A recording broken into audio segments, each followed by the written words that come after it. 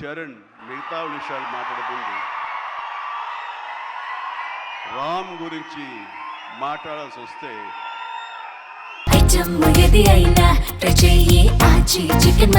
ఆచి చికెన్ మసాలా ఎవరికైనా ఏమనిపిస్తుందంటే బిడ్డ గురించి మాట్లాడుతుంటే అది ఆయు క్షీణం అంటారు. బిడ్డ గురించి మాట్లాడమంటే కనుక నా గురించి నేను మాట్లాడినట్లుగా ఉంటుంది అనుకుంటారు. అవన్నీ పక్కన పెడితే ఒక తోటి నటుడుగా ఈ ఇండస్ట్రీలో ఒక సీనియర్ యాక్టర్గా ఇలాంటి ఇంటెన్సిటీ, ఇలాంటి ఇన్వాల్వ్మెంట్ తోటి, ఇంత హై యాక్షన్ తోటి, డ్యాన్సులతోటి, ఎమోషనల్ సీన్స్ తోటి అన్ని రకాలుగా, అంటే ఒక ఆర్టిస్ట్కి ఎన్ని రకాల కోణాలు ఉండాలి, అన్ని కోణాలను పరిపక్వత సాధించి దాన్ని 100% బియాండ్ 100% తెర మీద చూపించేటువంటి చరణ్ నేను మనస్ఫూర్తిగా అభినందిస్తున్నాను. ఒక తండ్రిగా గర్వపడుతున్నాను. సుమారుగా సినిమా రంగస్థలంలో వావ్ ఎంత బాగా చేశాడు, ఎంత అద్భుతంగా చేశాడు అని అనుకున్నాం. కానీ అలాంటి రంగస్థలాలు రావాలంటే మళ్ళీ ఎన్నేళ్ళు పడుతుందో ఏవో తెలియదు. ఎందుకంటే ఇవన్నీ కూడా అప్పుడప్పుడు తారసపడే గొప్ప అవకాశాలు ఒక ఆర్టిస్ట్కి పెర్ఫామ్ చేయాలనుకునే వాళ్ళకి. మిగతా అవన్నీ కమర్షియల్గా వస్తుంటాయి, మనం అందులో రాణిస్తాం, మెప్పిస్తుంటాం, డబ్బులు వస్తుంటాయి, అన్నీ వస్తుంటాయి. కానీ ఆర్టిస్ట్గా చిరస్థాయిగా నిలబడే సినిమాలు కొన్నే ఉంటాయి.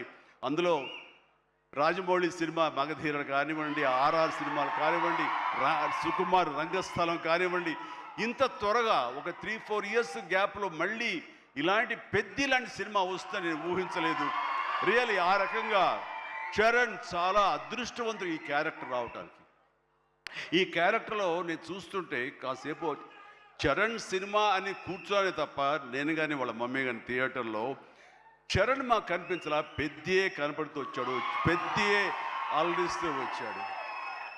సో ఇది చాలా రేరుగా ఉంటుంది. సినిమా అలా కట్టిపడేయటం, క్యారెక్టర్లో కట్టిపడేయటం అంటే కనుక తను ఆ క్యారెక్టర్ని అవపోసన పట్టాడు, దాన్ని పూర్తిగా దాన్ని నమ్మాడు. ఆ క్యారెక్టర్ డైరెక్టర్కి ఏం కావాలో అది డెలివరీ చేయాలన్నాడు. ఒకే ఒక సంకల్పంతో ఉండకపోతే, అంత కఠోరంగా దాన్ని నమ్మి వెళ్ళకపోతే అతను ఖచ్చితంగా ఇందులో ఇంత సక్సెస్ అయ్యేవాడు కాదు. ఇంతమంది చేత ఇలా శభాష్ అనిపించుకునేవాడు కాదు. చెప్పాలంటే ఈ సినిమా చరణ్ మనల్ని సంతోషపెట్టాడు, మన చేత ఆనందంగా గెంతులు వేయించాడు, మన చేత బాధ పెట్టాడు, ఆ బాధకు మనం లోనయ్యేలా చేశాడు. ఆచి చికెన్ మసాలా.